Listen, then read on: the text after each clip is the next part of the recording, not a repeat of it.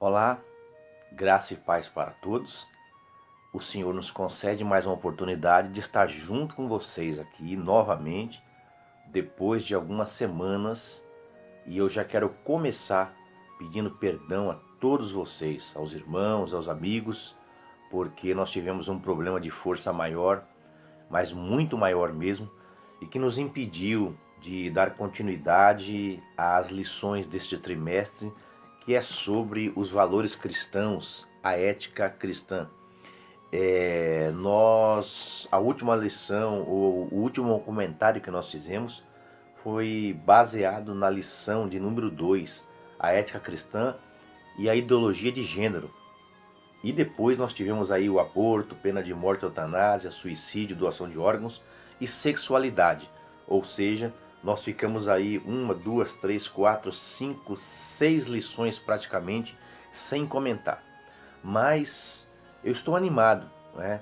Nós vamos hoje falar sobre a ética cristã e o planejamento familiar, que é a lição de número 9, que é a próxima lição, a lição do próximo domingo.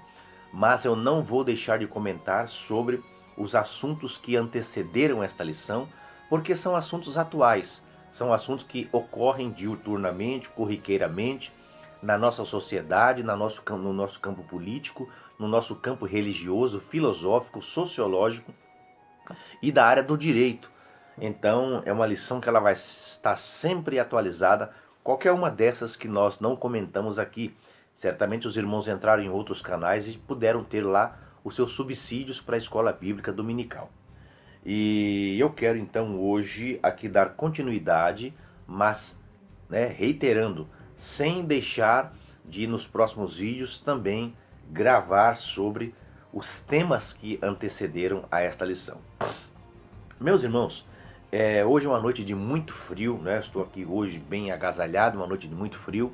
Estamos aí quase entrando pela madrugada, gravando e também sempre agradecendo a Deus pela vida de vocês. Nosso canal ainda está no início, né? Está com 200 e poucas assinaturas, mas nós estamos agora procurando progredir cada vez mais. E eu quero agradecer aos irmãos que têm visto nossos vídeos, divulgado, compartilhado. Você é muito bem-vindo e eu espero que você continue ajudando este canal a crescer.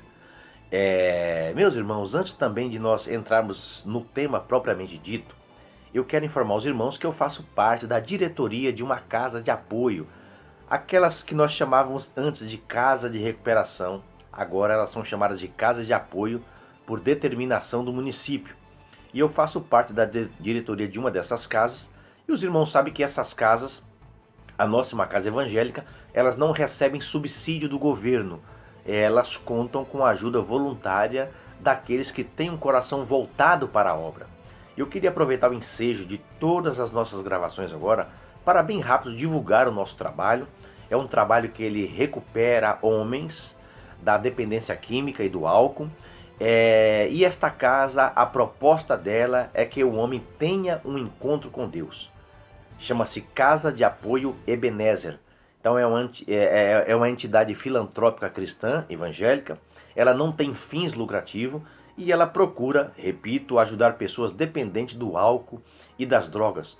E o nosso tratamento, dentre outras terapias, tem por base a palavra de Deus e orações e engloba aqueles 12 passos muito conhecidos.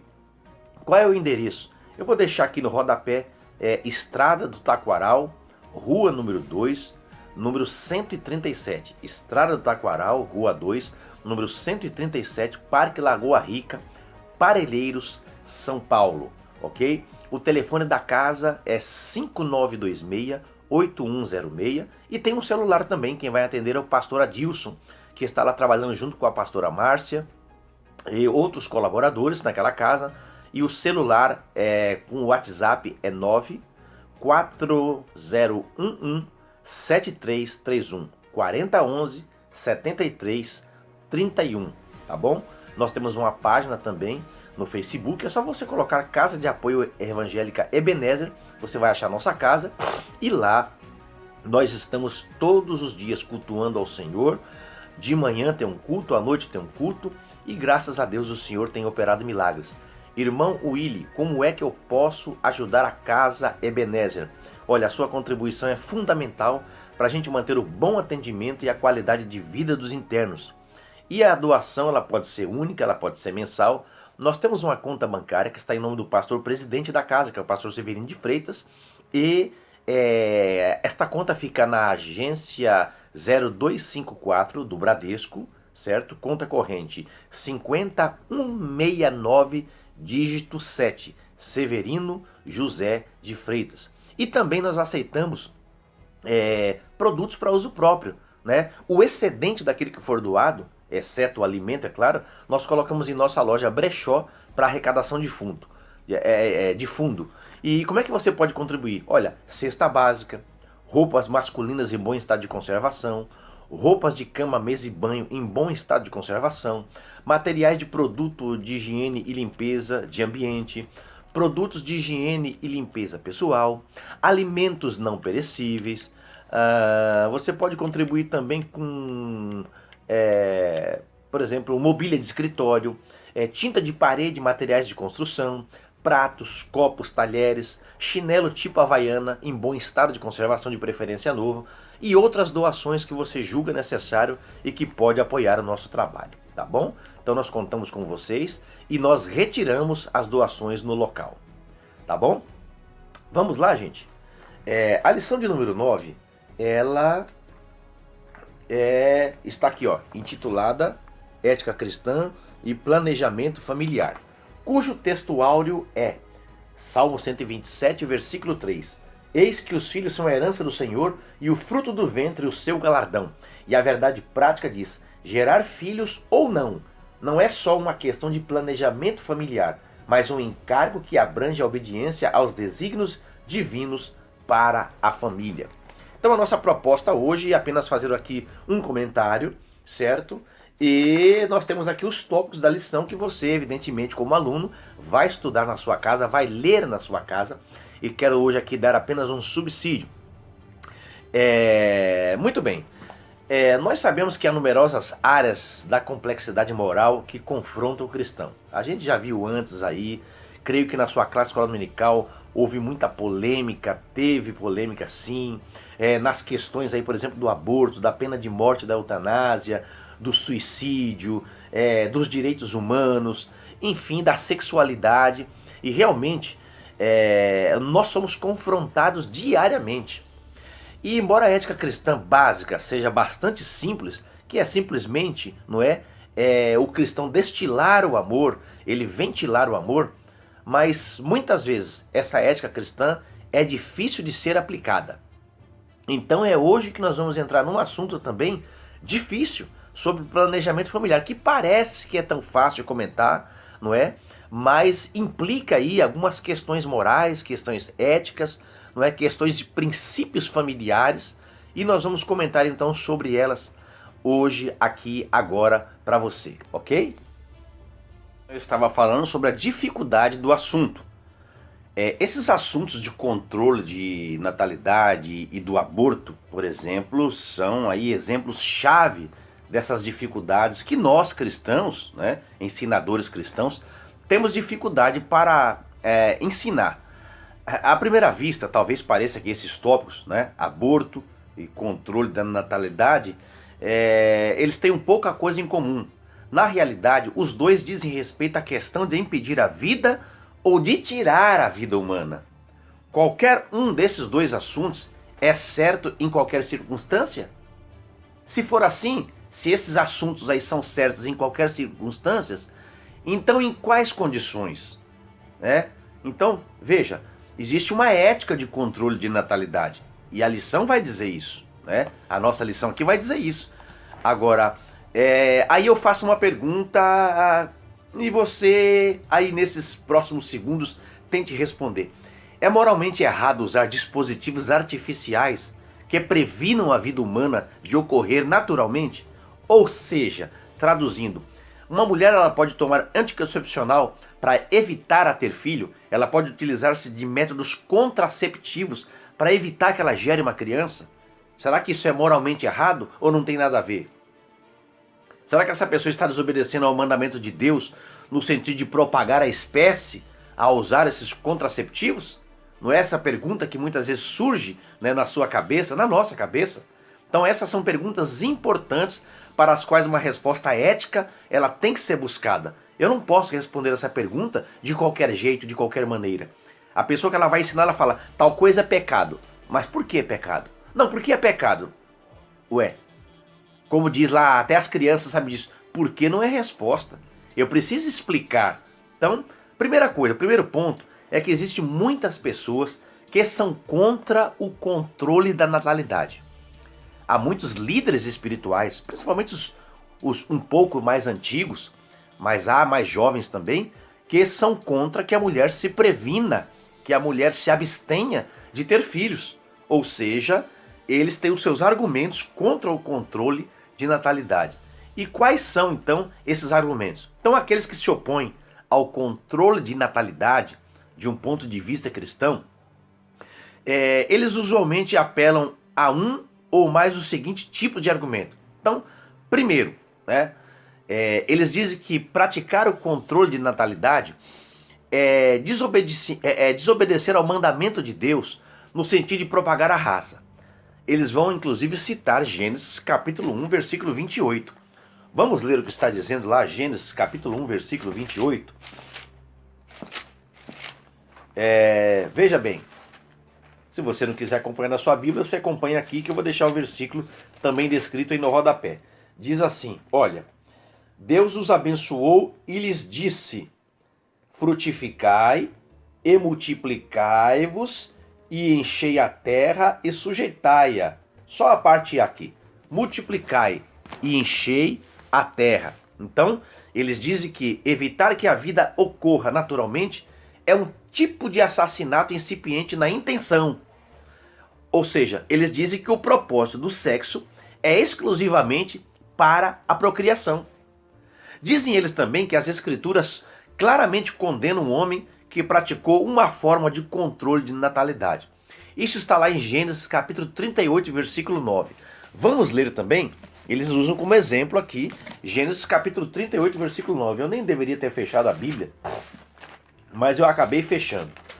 Os irmãos, desculpem, né? Me perdoe essa fungadinha que eu dei. Estou numa gripe que só Deus para ter misericórdia. Mas estamos aqui para abençoar a sua vida e ser abençoada também com a sua audiência. Olha, Gênesis 38 e 9 conta uma história aqui e diz assim, olha, Onã, porém, sabia que a descendência não seria dele, de modo que sempre que se deitava com a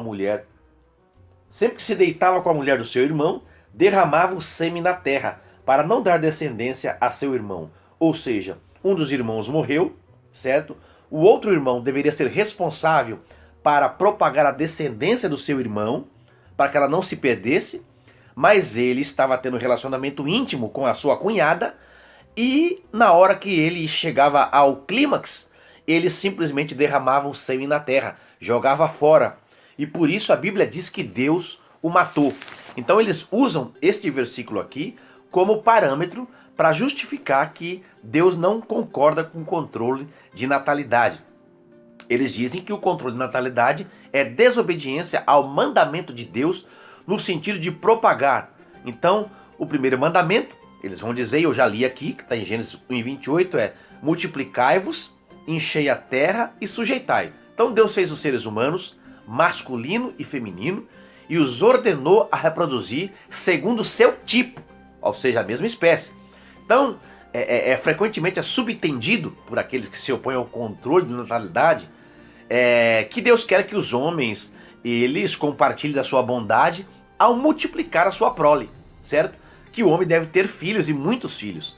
E recusar-se a fazer isso, segundo essa concepção daqueles que são contra o controle de natalidade, é ser egoísta, né? Eles vão dizer. Então a obrigação da vida é passá-la para frente, não é a vida morrer em mim. E as numerosas referências nas escrituras, as bênçãos dos filhos que eles vão citar, até mesmo das famílias grandes, são usadas para apoiar essa posição. O Salmo 127,5, por exemplo, que nós temos aqui memorizado, diz que como flechas na mão do guerreiro, assim os filhos da mocidade, né? São os filhos da mocidade. Feliz o homem que enche deles a sua aljava, dessas flechas que são os filhos. E mais, no versículo 3 também diz que os filhos são a herança do Senhor, e o fruto do seu ventre, o seu galardão. Então, realmente, no Antigo Testamento, nós sabemos que a esterilidade ela era considerada maldição, né? Depois você pode anotar aí, eu vou deixar também no rodapé, eu não vou ler aqui, mas você pode anotar aí, Gênesis capítulo 20, versículo 18, e Deuteronômio capítulo 17 e o versículo 14. Vai mostrar que realmente no Antigo Testamento era uma maldição a mulher que não tinha filha. Eles consideravam que a mulher era amaldiçoada. Então aqueles, portanto, dizem eles, os que são contrários ao controle, aqueles que deliberadamente delimitam a vida, desobedecem assim então o plano de Deus de compartilhá-la com tantas pessoas quanto possível. Eu não sei se você pensa assim, você é adepto daqueles que são contra o controle da natalidade? Então dizem eles que o controle de natalidade é um assassinato incipiente na intenção, ou seja, limitar deliberadamente. Estou reiterando bastante, né? O número de vidas que vem a existir é um passo de matar a vida no botão. É recusar-se a deixar a vida chegue a uma flor, ou seja, no botão eu não vou nem deixar gerar essa flor aí. É como um sitiante, por exemplo, né? Que ele tem lá suas terras e ele se recusa a plantar semente. Tá com um monte de terra boa lá, mas não quer plantar semente, não é? Se o campo for estéril e não tiver produção para manter a vida em andamento, então a pessoa é tão culpada por não semeá-la como seria por espalhar veneno sobre elas. Ou seja, se o terreno é ruim e o cidadão não aduba, ele é negligente. Se ele aduba, mas não planta, é negligente. Então eles consideram a mesma coisa. E eles dizem também que somente Deus, e nós concordamos com isso, né? Neste ponto, não no contexto, somente Deus tem o direito sobre a vida para determinar quando existirá e qual existirá, né? E, por exemplo, eles vão lá citar Deuteronômio capítulo 32, versículo 39, quando o Senhor diz que Ele é e não há nenhum como Ele e que Ele mata e Ele faz viver.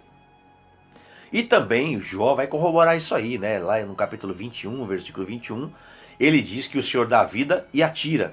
Então eles dizem que não se pode controlar a natalidade, que nenhum homem tem o direito, a não ser conforme Deus o delega, de assumir o poder sobre os quais homens viverão e quais não viverão. Então o controle de natalidade, dizem eles, né? Eu vou usar muito essa frase, dizem eles, é uma tentativa de desempenhar o papel de Deus, ou seja, de controlar a vida. Portanto, eles consideram que está moralmente errado. Depois eu disse anteriormente também que, segundo essa concepção, essa ideologia, o propósito do sexo é a procriação. Então é outro argumento adiantado por aqueles que se opõem aos métodos artificiais de controle da natalidade. E que o propósito básico do sexo é a procriação, e essa procriação não acontece porque a mulher está tomando os contraceptivos. Então Deus instituiu o sexo a fim de reproduzir a espécie. O prazer do sexo é concomitante ao propósito procriativo, mas o prazer sexual não deve ser um fim em si mesmo. Olha, o prazer sexual não pode ser apenas só o sexo. Só o sexo não deve promover o prazer, mas deve ser principalmente, segundo esta concepção, estou nessa concepção ainda, é gerar filho. Então procurar os prazeres do sexo, a parte das responsabilidades envolvidas na criação de uma família, é contrário à ordem natural estabelecida por Deus. Então, eles vão dizer que o sexo não é recreacional. O sexo não é para divertimento. O sexo não é lazer, mas sim é procriacional, né? Então, se a pessoa ela tem um sexo só para lazer, só para recreação, isso é uma distorção do sexo. Então, os dispositivos de controle de natalidade, usados para manter os deleites do sexo ao passo, que se não quer ter filho, é errado, certo? É uma percepção egoísta de quem faz isso. Então o sexo não deve ser um fim egoísta em si mesmo, mas um meio para um fim altruísta, que é o que? Gerar filhos, ou seja, compartilhar a sua vida com outras pessoas. Muito bem. E aí, finalmente, eu quero terminar essa parte aí daquilo que eles pensam, isso conversando com muitas pessoas que são adeptas dessa ideologia e, por que não dizer, desse conceito teológico, eles dizem que é um modo egoísta de trabalhar contra a lei da natureza. Bom, aí depois eu citei aqui também o caso de Onã, que a Bíblia condenou especificamente uma tentativa de controle de natalidade, porque o Onã, ele tinha relacionamento íntimo com a sua cunhada, esposa do seu irmão, que era falecido, mas ele simplesmente usufruía apenas do prazer do sexo, mas não gerava filho, como era a vontade de Deus. Então, eles deixam um exemplo bem claro, né, nas Escrituras, e as Escrituras de fato condenam um homem que deliberadamente se recusou a se propagar, né? Você vê lá depois em Gênesis capítulo 38, versículo 9. Então, nós temos um exemplo claro aqui, né, de um homem que ele participou de relações sexuais, mas ele não quis ter filhos. Então, não nos esqueçamos que, se você ler o contexto aqui, Deus ele ordenou a levantar a descendência e ele se recusou. Aqui a questão é uma questão de desobediência. E outra coisa, essa é a única referência na Escritura, não é, a uma manobra contraceptiva. E aqui nós vemos que é claramente condenado por Deus, porque a vontade de Deus era que este homem procriasse. Então, esse argumento contra o controle de natalidade, olha, baseado num versículo só, então eu quero dar uma resposta a essas pessoas que pensam assim. Talvez você que esteja vendo esse vídeo não concorde com elas, mas eu quero me aproximar ao máximo da Bíblia, levando em consideração também o contexto social, levando em consideração a nossa sociedade contemporânea, nosso modo de vida, nunca escapando, claro, da base das Escrituras. Mas vejam, sejam quais forem os métodos de usar. Então vejamos, a nossa posição aqui não é combater pessoas. Nós não estamos aqui para nos insurgir contra aqueles que preferem o controle de natalidade. Mas é claro que eu preciso, como já disse, dar uma resposta bíblica, principalmente para as pessoas que de fato têm dúvida. Tem pessoas que já determinaram fazer o seu controle de natalidade. Outras já determinaram que são contra o controle de natalidade. Mas veja, sejam quais forem os méritos dos argumentos que eu já disse antes aqui, contra o controle de natalidade, certamente não comprovam que o controle da natalidade sempre está errado. É nesse ponto que eu quero aqui contra-argumentar.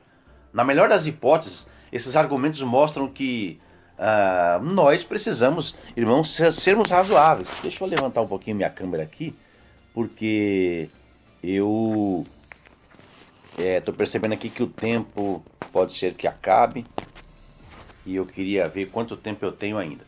Muito bem, então veja, na melhor das hipóteses, como eu estava dizendo, não é? A gente sabe que é natural ter filhos, não é? E que em alguns casos específicos realmente errado a gente usar dispositivos para impedir a concepção. Quando eu falo a gente usar, é claro que os homens não usam, estou sentindo no sentido humano, né? Então os argumentos serão examinados aqui de uma forma bem racional, de uma forma bem tranquila. Então, primeiro, gente, o mandamento de Deus para propagar a espécie, para multiplicar a espécie, como a gente viu lá em Gênesis capítulo 1, versículo 28, ele é geral, ele não é específico, ele é geral, não é? Ele é dado à raça em geral, e não a cada indivíduo da raça humana. Deus deseja que a espécie reproduza, mas não necessariamente que cada indivíduo dela, da raça, se multiplique. Se a ordem para propagar-se fosse mais do que geral, não é? Cada indivíduo tivesse que se multiplicar, então toda pessoa que se recusasse a casar estaria pecando, tanto quanto aquele que se casasse e se recusasse a ter filhos. Entenderam? Eu quero repetir isso aí. Se a ordem para se multiplicar, para encher a terra, fosse dada a cada pessoa e não no sentido geral, então, se a pessoa não quisesse casar, ela seria tão culpada quanto aquele que casou e não quer ter filho, porque o que não quisesse casar, ele não poderia, evidentemente, segundo as Escrituras, ter filhos, porque ele não poderia ter um sexo fora do casamento. Vocês percebem? Então, olha a fungadinha aí. Então, veja, o estado voluntário de solteiro seria um pecado tão grande quanto o uso de contraceptivo por pessoas casadas. Só que as escrituras, elas são inconfundíveis. A palavra de Deus, ela é uma bênção, uma maravilha, né? Olha, o próprio Jesus disse, você vê lá em Mateus capítulo 19 e o versículo 12, ele falando lá sobre essa área da sexualidade, ele disse: e há outros que a si mesmos se fizeram eunucos por causa do reino dos céus. Quem é apto para admitir, admita. Desculpe. Então, semelhantemente, Paulo também disse lá em 1 Coríntios capítulo 7, olha, eu preferia que vocês fossem como eu. Ele estava falando como ele estava pregando a palavra de Deus. Eu preferia que vocês fossem como eu, solteiro. Porque o solteiro, ele tem toda a liberdade para servir a Deus e trabalhar na obra de Deus. E o casado tem muitas outras preocupações. Mas olha, se você não pode, se você está aí com a sua sexualidade aflorada, então é melhor casar. É melhor casar do que se abrasar. Cada marido tem a sua própria esposa e cada esposa tem o seu próprio marido. Mas Paulo diz, eu prefiro que vocês sejam solteiros. Imagina então. Então Paulo estava errado, tanto quanto aquele, segundo a concepção de quem controla a natalidade, quanto aquele que casa, mas não quer ter filho, né? E o próprio Paulo, no mesmo capítulo 7 de 1 Coríntios, versículo 17, lê lá o que está escrito. Está escrito assim: ande cada um, segundo o Senhor lhe tem distribuído, cada um conforme Deus o tem chamado, quer casado ou não. Então a pessoa não peca necessariamente pelo celibato, certo? Deus chama alguns para não casar-se, bem como alguns para casar-se. Olha Jeremias. Jeremias, ele não pôde casar. A chamada dele não permitiu que ele se casasse. Além disso, se a pessoa pecasse por não se propagar, porque ela não quer multiplicar a espécie ou não multiplica a espécie, então nesse caso até mesmo a abstenção sexual voluntária dos casais seria pecaminosa. Os casais que passam lá um período sem combinando porque não querem ter o relacionamento íntimo, então estariam pecando também. Mas as escrituras permitem a abstinência sexual, conforme está lá no mesma carta de 1 Coríntios capítulo 7, volte do versículo 17 ao versículo 5, você vai ver lá que Paulo diz que o casal pode se abster do sexo por mútuo consentimento por algum tempo. Então, não há razão ética porque os cônjuges não possam concordar mutuamente em não terem relações sexuais. Eu estou falando de Bíblia aqui. Semelhantemente, não há razão porque casais não deixem de praticar o seu sexo por conta do lazer, sem querer ter filhos por um período de tempo. Então, a pergunta não é realmente se o controle de natalidade ele é moralmente permissivo, mas sim qual tipo e quando. Então, assim que nós vamos chegar a outra consideração. O mandamento no sentido de propagar a espécie não diz quantos filhos deve haver. A Bíblia não vai legislar sobre isso. Quantos filhos você tem que ter. Nem dentro de quanto tempo a propagação deve ser feita. De 3 em 3 anos, de 5 em 5, casou, está 10 anos sem ter filho, está errado, tem que ser com 1 ano de casado. A Bíblia não fala sobre isso. Então, obviamente, o tempo não faz parte essencial do mandamento do sentido de multiplicar a espécie. Se fizesse, então a poligamia seria um método muito mais eficaz, porque o homem ajuntava lá 3, 4, 5 mulheres, tinha um filho com cada uma, e a sociedade ia crescer mais rápido. Mas Deus foi contra a poligamia, certo? E ele deu ao primeiro homem uma esposa. Então, de fato, Deus se opôs à poligamia, e inclusive a Bíblia diz que ele julgou os polígamos. E vai julgar os polígamos também, do tempo contemporâneo. Posto, portanto, que ter tantos filhos quanto se pode, tão logo se pode, não faz parte essencial do mandamento, conforme nós lemos em Gênesis capítulo 1, versículo 28.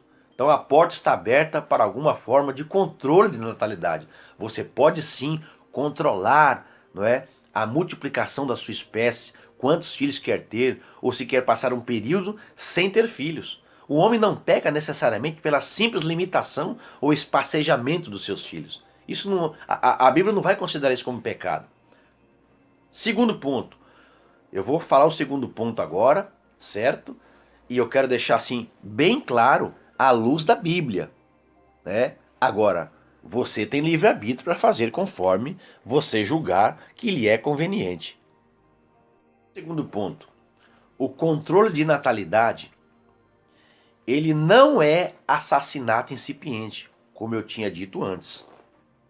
Se limitar o número de filhos que a pessoa traz para esse mundo não é pecaminoso em si mesmo, logo não pode ser chamado de assassinato em qualquer sentido relevante da palavra. Há uma grande diferença entre impedir alguma vida de dar à luz a outras vidas, certo? E tirar a vida depois de ter nascido. Eu vou repetir. Há uma diferença entre você impedir que uma vida venha à luz, que ela venha à terra, e aquela outra que nasceu ser depois extirpada a sua vida. Esse último, aí eu estou me referindo ao aborto, pode ser assassinato. O primeiro não é assassinato. Então, essa seletividade voluntária a respeito do número de filhos não é mais pecaminosa como tal do que escolher a limitação, por exemplo, de quantas árvores você quer plantar na sua casa, no seu pomar, certo? Se você cavar lá uma cova e colocar grãos de trigo lá para nascer, você pode escolher quantas sementes você quer ter. Então, é a mesma coisa. É a mesma coisa, simples assim. Então, a semeadura indiscriminada, seja entre as plantas, seja entre os seres humanos, não é? Às vezes, ela pode ser mais danosa do que a plantação seletiva. Uma vida bem colocada, gente, humana ou não, é uma coisa bela. E um plantio mal planejado pode ter resultados muito feios. Você vê que tem pessoas que ele não tem discriminação para ter filho. Vai tendo filho assim, sabe? Eu tenho pessoas conhecidas do meu círculo íntimo, não é? Mulheres que tiveram filhos aí com 3, 4 homens diferentes, 7, 8 filhos. Essas crianças não têm um referencial de família, de pai, não é? Eles não têm um referencial de moralidade, de ética, inclusive. Quantas crianças você vê na rua? Eu passo de carro pelas ruas de São Paulo e você vê quantos garotos estão no faróis, aí pedindo, vendendo coisa e com paninho sujo, limpando vidro de carro. E eu pergunto, aonde estão os pais dessas crianças? E às vezes você vê crianças pequenas lá de 4, 5, 6 anos, tudo irmão. Será que é justo isso? Não é? E agora eu vou trazer para os crentes, para os cristãos, que muitas vezes ele tem uma vida financeira muito limitada, um nível financeiro muito curto, muito abaixo, e tem filhos assim indiscriminadamente. E muitas vezes, e isso aí seria um outro assunto para um outro vídeo, quantas mulheres estão sofrendo, não é, com seu corpo prejudicado, porque é um filho com 11 meses já está gerando outro. 2 filhos por ano, né? Isso acaba com a mulher. E o cidadão simplesmente não está nem aí, porque é ela quem segura a gestação, é ela quem segura a gravidez. E além disso, muitas vezes, como eu estava dizendo, condição limitada, não pode dar uma boa educação para os filhos, não consegue comprar um material escolar, não consegue vestir todo mundo, não consegue dar adequadamente uma qualidade alimentar para todo mundo. Será que Deus se agrada de uma coisa como essa? Deus se agrada disso? Ah, Deus que mandou. Ah, irmão, olha, Deus mandou. Deus mandou?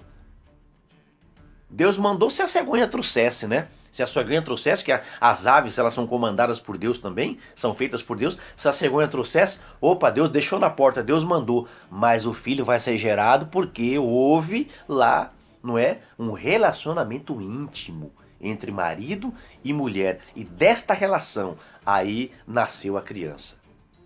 Então, nós vivemos em um tempo em que os meios de comunicação fazem campanhas sérias para uma gravidez responsável, né? Campanhas sérias. As condições superlotadas podem estrangular ou até mesmo dificultar a vida ao invés de ressaltar o seu valor, não é? Porque a vida tem valor, mas ela precisa ser uma vida que nasça num ambiente adequado.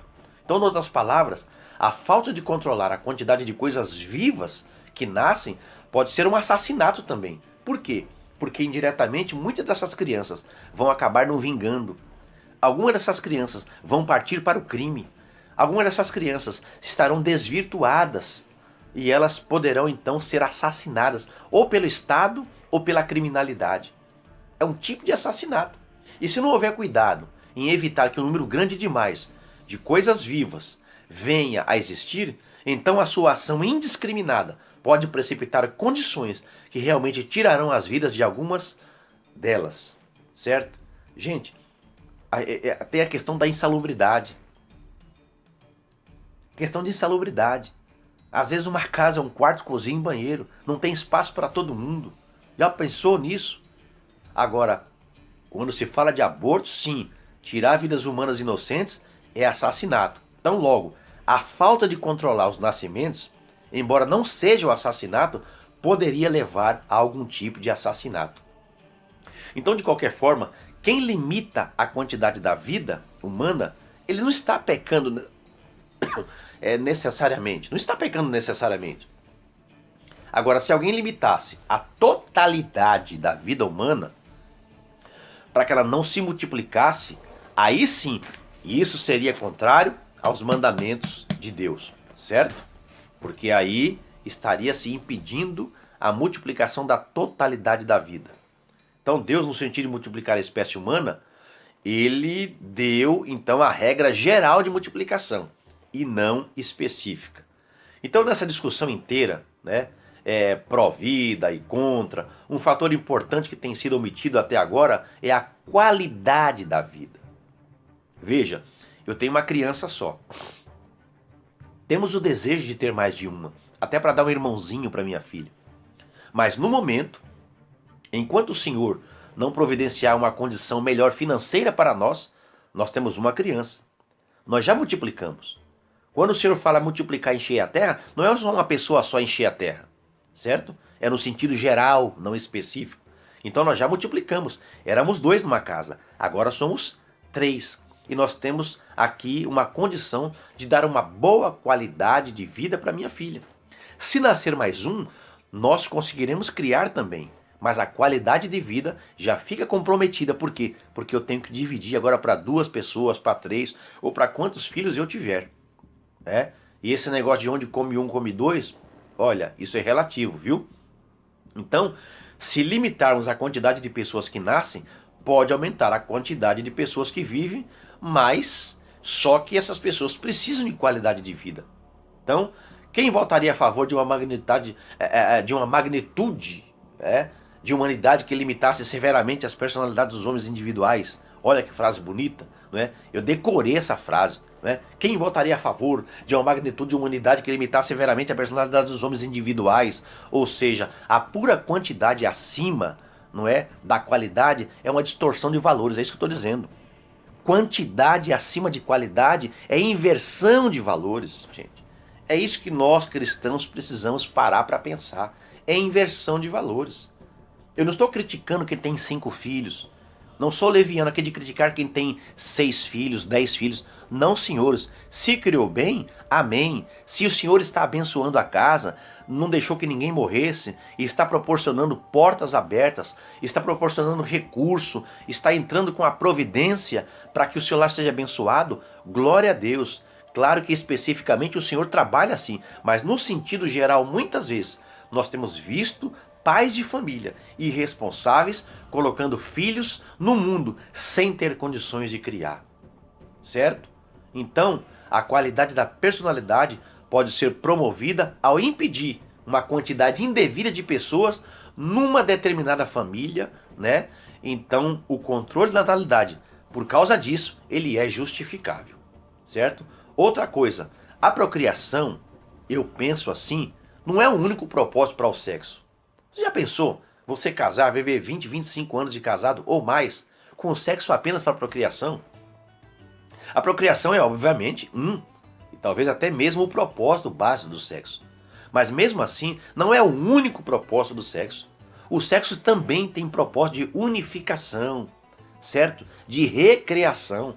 Salomão disse lá, num dos provérbios, alegra-te com a mulher da tua mocidade. Esse alegra-te é recriação. Então um casamento humano é muito mais do que acasalar, mas é a comunicação do casal. Ela se dá também através do sexo. É uma união sem igual de duas pessoas para compartilharem mutuamente as experiências da vida. E o sexo é um dos meios de encorajar e enriquecer aquela união. E além disso, né, quem é casado sabe, o sexo é um prazer que valoriza a união, né? Num tipo de reencenação recreacional. Né? É a felicidade do casal estar no sexo. Logo, o sexo cumpre pelo menos dois propósitos, além de gerar filho. E se Deus pretende que o sexo unifique, não é, e satisfaça, além de multiplicar, então logo não há razão por que alguma forma de controle de nascimento não possa ser evitada. Né? Evitada. E inclusive ser exercida a fim de promover esses outros propósitos do casamento, sem produzir filhos. Agora, eu também sou contra aquelas pessoas que dizem assim, não, eu não quero ter filho. Eu não quero ter filho. Não tem problema de saúde, tem condições. Quantas mães, quantas pessoas estão nas clínicas, numa tentativa, não é, de ter filhos, pagando caríssimo, quando muitas vezes o casal é abençoado financeiramente, na sua saúde, na sua salubridade, mas recusam-se a ter filhos simplesmente por negligência. Neste caso, eu entendo biblicamente que este casal está pecando. Claro, eu não estou dizendo que eles possam combinar isso por um período, mas no casamento, o propósito é que este casal possa se multiplicar. Então, se o sexo visasse apenas a procriação, seria então muito estranho que a natureza permita que as mulheres possam procriar por menos que a metade da sua vida conjugal, né? Por exemplo, somente até a menopausa. Gente, eu vou dar um exemplo aqui para vocês, certo? Uma mulher que se casa com a idade de 20 anos, ela terá, digamos aí, 25 anos de fertilidade em somente, digamos, 3 dias por mês, certo? 3 dias por mês. É lá o período fértil dela. E eu quero fazer umas contas com vocês aqui.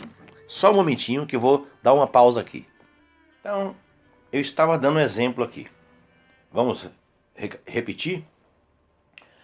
Uma mulher que se casa com a idade de 20 anos, então ela vai ter aí 25 anos de fertilidade, porque nós entendemos que aos 45 anos, pelo menos no sentido geral, a mulher entra no processo da menopausa e já a geração de filhos já é um risco, não é? Praticamente o ciclo da natureza, da procriação, se encerrou aí. Então, se ela se casou com 20 anos, ela vai ter aí 25 anos de fertilidade. Só que ela vai ter aí essa fertilidade 3 dias por mês, ou seja, 1/10 do tempo. Isso significa que o tempo propriamente dito da sua capacidade de conceber será menos do que 3 anos. Veja, ela tem aí praticamente 1000 dias. Né? 3 anos é equivalente aí quase a 1000 dias da sua vida de casada. Ora, você não acha que é estranho que Deus designasse o sexo com seus impulsos, né? Com os hormônios à flor da pele, principalmente quem é mais jovem, né? Durante várias décadas da sua vida, se fosse designado somente para esses breves períodos procriativos? Ou seja, Deus criaria só 3 dias por mês de fertilidade, se Ele deseja que a sociedade, todo mundo se multiplique, cada elemento se multiplique, por que Ele não criou o mês todo para a mulher ser fértil? Só 3 dias por mês. Né? Então, está muito mais de acordo com a sabedoria de Deus e com os fatos da natureza e com a experiência humana supor que o papel do sexo é mais amplo do que o propósito criativo. Não é só para procriar. É mais amplo. Né? A gente precisa ter visão macro em relação ao sexo. E se o sexo não é meramente para a propagação, não há razão por que não se possa desfrutar dos demais propósitos do sexo sem produzir filho. Então, veja, você se alimenta diariamente, certo? Para que serve o alimento? Para o seu crescimento, principalmente se você tem filho pequeno, você está alimentando o seu filho para que ele seja saudável e para o crescimento. Mas o alimento também, ele traz prazer. Tanto é que existe um pecado, um dos pecados capitais é a gula, certo? O alimento, ele traz prazer. Não é à toa que você faz essas comidas gostosas aí no final de semana na sua casa, convida a visita, vai a um restaurante, não é? Imagina se alimentar-se fosse somente para que você se mantesse vivo. Que graça teria o sexo da mesma forma? É uma necessidade fisiológica. Então a Bíblia não condena o controle de natalidade em geral.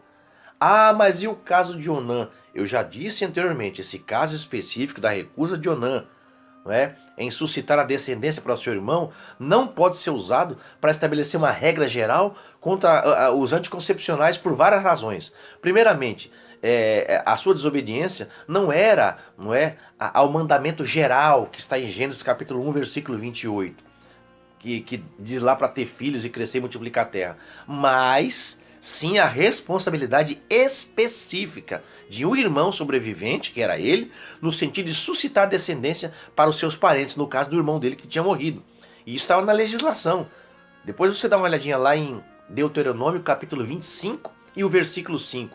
Em segundo lugar, os dados desse único caso aqui não são suficientes para estabelecer um padrão para todas as situações. E além disso, o contexto indica claramente os motivos de Onã, que era egoísta. Ele queria apenas usufruir da mulher do seu irmão. Então, o máximo que pode ser comprovado com base nessa passagem é que o controle de natalidade está errado quando é usado por motivos egoístas. Aí sim, esta passagem serve para nos dizer isso. Outras pessoas, por exemplo, já vi alguns casos de mulheres que dizem assim, não, eu não quero ter filho porque vai me deformar meu corpo, é o meu corpo. Elas estão preocupadas com o corpo delas. Irmão, não é errado você se preocupar com a sua aparência. Eu já disse isso em outro vídeo aí. Mas, quando você recusa a cumprir o mandamento divino para toda a raça humana por conta de uma estética que depois pode ser consertada, né, com tantas práticas aí, metodologias, isso também é egoísmo. Então, é isso, certo? Então, em resumo, nada há na natureza que limite necessariamente o sexo à procriação, nada. E nada há nas escrituras para proibir o uso de contraceptivos, né, de pílula anticoncepcional, quando houver uma motivação apropriada, altruísta, como eu já expliquei. Então a pergunta não é se, mas quando os contraceptivos são moralmente permissíveis. Não é se são, é quando são moralmente permissíveis. Então, nós queremos finalizar com um conceito cristão do controle da natalidade, porque a gente nunca pode fugir da Bíblia. Então, na discussão que nós tivemos aqui, agora, né, nós podemos deduzir aí várias conclusões. Então, por exemplo, é errado que todos empreguem o controle de natalidade o tempo todo, né? Imagine toda a raça humana empregando o controle de natalidade o tempo todo. A nossa sociedade ia se autodestruir. Inclusive, eu vi recentemente agora na China, já está sendo permitido por uma nova legislação que os chineses tenham agora não só um filho, mas agora 2. Então, Deus ordenou que a raça se reproduzisse. Agora, se todos ficassem sem ter filho algum, a raça ia se extinguir, não é? E uma geração praticamente ia se acabar. Então, nem é sempre errado para todos os homens usarem métodos de controle de natalidade, porque em alguns casos, né, nós sabemos que não ter filhos, né, ou não ter muitos filhos, pode ser uma coisa amorosa e altruísta para que se dê qualidade para aquele filho que já exista, ou se prepare o ambiente para receber um filho com uma qualidade melhor.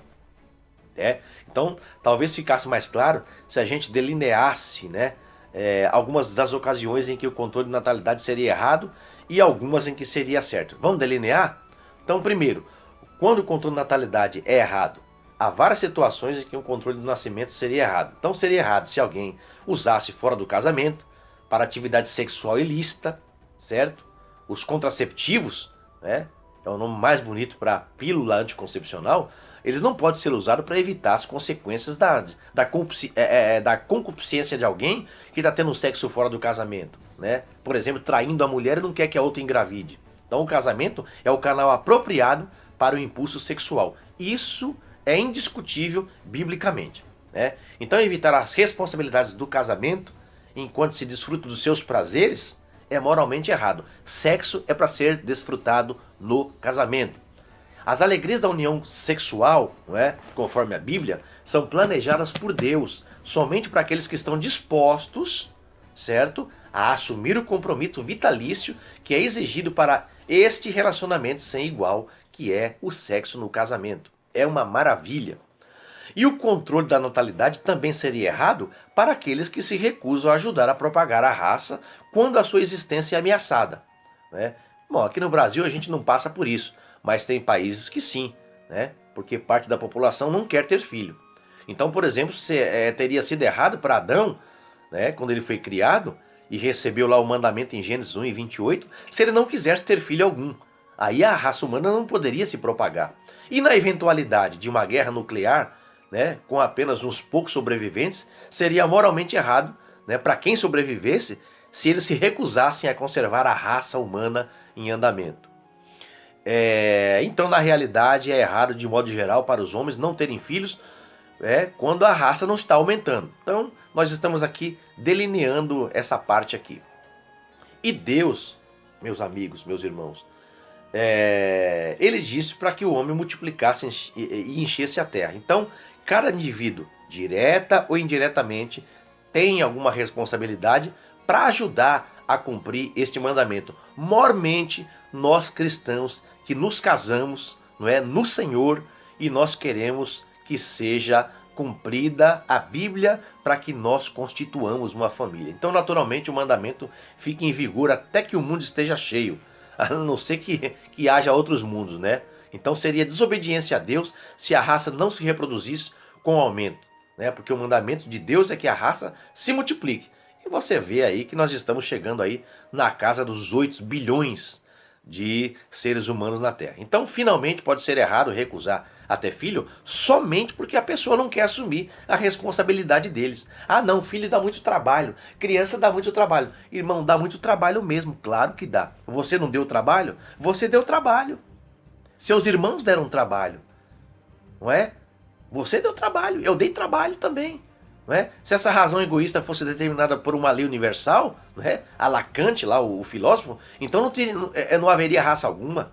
Realmente, se os indivíduos que se sentissem assim tivessem pais que também se sentissem assim, então esses indivíduos nunca teriam chegado a existir. Ou seja, traduzindo, se o seu pai pensasse assim, você não estaria ouvindo essa mensagem, você não teria existido, você não estaria existindo. Então há um dever geral de passar essa vida para frente. Então, outra pergunta e outra resposta: quando o controle de natalidade é certo? Não se deve concluir que, porque alguns usos do controle de natalidade são egoístas, todos são egoístas. Na realidade, há várias situações e que o controle de natalidade pode ser a coisa altruísta ou certa para se fazer. Por exemplo, adiar a família, né? Até que se possa cuidar dela melhor, pode ser uma ação muito sábia, altruísta, ter uma condição melhor, fazer uma poupançazinha para a criança, não é? Preparar todo... Quando nós tivemos a nossa filhinha, nós construímos o quartinho dela, gastamos dinheiro, pintamos, compramos berço, compramos armário, já compramos algumas pecinhas de roupa, porque sabíamos que ela ganharia muitas roupas. Preparamos toda uma estrutura para recebê-lo, fraldas e mais fraldas que chegaram antecipadamente. Fizemos um chá de fralda, né? Como diz aí, muitas mulheres fazem também o chá de fralda, e foi uma bênção, né? Durante os 3 primeiros meses, não precisamos comprar fraldas. Parece uma bobagem, mas isso é importante. Tem crianças que não têm fralda. Então, existem razões psicológicas, econômicas, educacionais, né, que indicam um tempo futuro melhor para a família, certo? Além disso, também o controle de natalidade pode ser usado para limitar o tamanho da família, né? Olha, eu tenho 2 filhos, já tá bom. Eu tenho 3 filhos, já tá bom, né? E os pais então terão capacidade para dar provimento para aquela família. E as escrituras conclamam o homem a prover pelos seus. Gente, vamos ver o que está escrito em 1 Timóteo capítulo 5, versículo 8. Vamos lá. 1 Timóteo, capítulo de número 5, versículo de número 8. Mas se alguém não cuida dos seus, e principalmente dos da sua família, negou a fé e é pior que o incrédulo. Esse versículo é muito forte. Isso aqui daria 1 hora de mensagem. Arrisco a dizer, daria 1h30 de mensagem. Quem não cuida bem dos seus e da sua própria família, negou a fé. Negou a fé. Negou a fé. Não adianta pular, não adianta profetizar, não adianta sapatear numa perna só, não adianta pregar bonito, cantar bonito. Trata mal a família, não dá qualidade para a família, não dá condições à família, porque é irresponsável, já negou a fé, perdeu a salvação por esse versículo aqui, e é pior que o infiel. Certo? E outra coisa, Jesus também falou sobre isso em Lucas capítulo 14, versículo 28. Ele disse assim: pois qual de vós, foi Jesus quem disse, pretendendo construir uma torre, não se assenta primeiro para calcular as despesas e verificar se tem os meios para concluir? E quem argumentaria que uma família não é mais importante que uma torre? Certo? E além disso, refrear-se de ter filhos por razões de saúde, física ou mental, não é errado também. Tem pessoas que têm problema de saúde. Ela não pode ter filhos. Se ela tiver filhos, eles podem nascer com alguma deficiência. Então isso é muito importante, né? O controle dessa natalidade. E finalmente, não é errado evitar ter filhos por algum propósito moral superior, tal como Jesus se referiu em Mateus capítulo 19, versículo 12, que nós já lemos lá, que alguns se fizeram eunuco pelo reino dos céus. Paulo preferiu a sua solteirice para trabalhar melhor na obra de Deus. Então os homens podem se dedicar voluntariamente ao celibato, né? E eles podem passar sem filhos em prol do reino de Deus. Né? Então, enquanto a espécie não estiver sendo ameaçada pela sua abstenção, e enquanto a sua dedicação for para o bem dos outros, não é? Trazer o bem para outras pessoas, não é errado usar esse controle de natalidade para evitar ter os seus próprios filhos. Há, na realidade, algumas vocações e chamadas legítimas e que são necessárias para a vida, para as quais uma família seria uma desvantagem para essas pessoas, porque eles teriam que carregar uma responsabilidade muito grande. E na sua solteirice, ou no propósito de evitar filhos, eles teriam aí talvez um objetivo alcançado de uma forma muito mais agradável a Deus. Então, em resumo, né, essa ética cristã do controle da natalidade, ela é edificada sobre o valor intrínseco das pessoas. A obrigação básica é multiplicar as pessoas. Então, logo, qualquer planejamento de antemão que possa colocar as pessoas numa situação em que possam, por exemplo, se desenvolver melhor na sua personalidade, é preferível. Né? E além disso, também muitas pessoas, né, elas podem planejar melhor o seu futuro, não é, controlando a natalidade dentro de um processo do casamento. Então, está aí aquele que nós pensamos sobre este caso. Agora você pode também concordar, você pode discordar, mas eu espero ter ajudado aqui para que o seu subsídio bíblico ele seja enriquecido, e nós estamos abertos às discussões, à concordância, à discordância, tá certo? Agora, eu quero fazer um breve comentário aqui sobre a importância do planejamento familiar segundo a medicina. Então, o que é o planejamento familiar? É uma forma de assegurar que as pessoas tenham acesso à informação, a métodos de contracepção, porque tem gente que pensa que planejamento familiar é só evitar o filho. Não. O planejamento, o nome já diz planejamento. Vai vir aí informação, quais são os métodos de contracepção eficazes e seguros, não é? Os serviços de saúde que contribuem para a vivência da sexualidade de forma segura e saudável. A prática do planejamento familiar, inclusive, vai permitir que os homens e as mulheres decidam-se quando querem ter filhos, assim como eles possam programar a sua gravidez e o parto nas condições mais adequadas. Olha que bacana isso, não é? Isso é planejamento familiar. Então esse direito ao planejamento familiar, inclusive, é um direito legal, né? É um direito legal. E, por exemplo, as consultas de planejamento familiar, elas servem para esclarecer dúvidas, né, sobre a forma como o corpo se desenvolve, o método como funciona em relação à sexualidade, à reprodução. E aí vai levar em conta também a idade da mulher. A minha esposa, por exemplo, ela teve que fazer o pré-natal. Todas as mulheres sabem o que é isso, não é? E isso é planejamento familiar, né? Então, a mulher vai se informar sobre a gravidez, vai se prestar informações, por exemplo, sobre a anatomia, a fisiologia da sexualidade humana, a sua função reprodutiva, não é? E essas informações todas sobre os métodos contraceptivos, elas são então dadas à mulher e ela vai saber se programar direitinho para ter o seu filho da melhor maneira possível. Olha, essas mulheres vão ter um acompanhamento clínico, né, na escolha desse método contraceptivo. Né? Se a mulher ela quer tomar uma pílula, ela tem que ir ao médico, não é a receita da vizinha. Né? Então vão se fornecer, por exemplo, esclarecimentos sobre as consequências de uma gravidez não desejada, vai ser prestado ajuda na prevenção, no diagnóstico, no tratamento de infecção sexualmente transmissíveis, que são as DSTs, que na escola a gente aprende isso, né? E inclusive eles vão rastrear, por exemplo, se a mulher tem a propensão a ter cancro de mama, cancro no colo do útero, vai se fazer o acompanhamento da gravidez e a preparação para o parto. Gente, isso é muito... Por isso que lá, eu li aquele versículo lá de 1 Timóteo 5 e 8. Quem não faz isso, quem vai tendo filho a rodo, deixa eu usar essa expressão chula, entendeu? E as crianças vão crescendo num ambiente sem qualidade, sem condições salubres. A Bíblia está dizendo, não sou eu, é pior do que o infiel e negou a fé. Certo? Porque está maltratando a família e ainda colocando a culpa em Deus, falando, foi Deus quem mandou. Então, de uma forma geral, esse planejamento familiar são as atividades e os serviços que existem nos centros de saúde, né? Nos locais de atendimento. Isso é muito importante. Então, primeiro, o objetivo do planejamento familiar, promover comportamento saudável face à sexualidade, informar e aconselhar sobre saúde e vida sexual e reprodutiva, certo?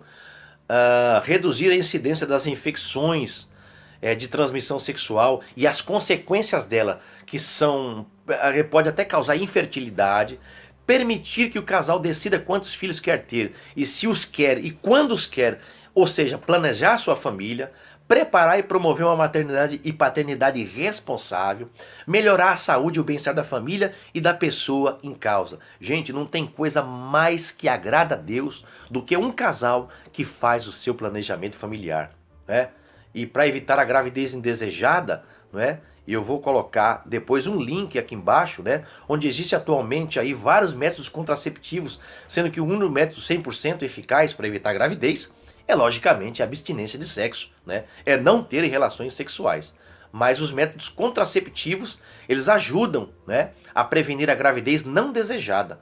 E eles vão permitir inclusive a vivência da sexualidade de forma saudável, de forma segura, certo? Isso é muito importante. Então, eu vou deixar aí alguns links aqui para vocês, tá bom? Para que vocês vejam aí, por exemplo, quais são esses métodos contraceptivos. Se anticoncepcional faz mal, conheça os prós e os contras aí da pílula, vou colocar um link também. Isso é muito importante para vocês, viu, irmãs? Mulheres. Sobre esterilização, vasectomia, se é reversível, se a laqueadura não é reversível, e os fatores que afetam a fertilidade feminina e que você nem imaginava, tá bom? Que Deus abençoe vocês por terem ficado conosco até agora. Um abraço grande em cada um de vocês. Estou orando por vocês que fazem parte deste canal aqui. Nos ajudem em oração também. Contribuam para que esse canal ele cresça e se propague a cada dia mais. Olha, um beijo no coração de todos, que o Senhor possa abençoar a todos vocês poderosamente. Não se esqueçam de compartilhar esse vídeo, tá bom? E não se esqueçam de colocar a nossa vida e da minha família nas vossas orações. Deus abençoe.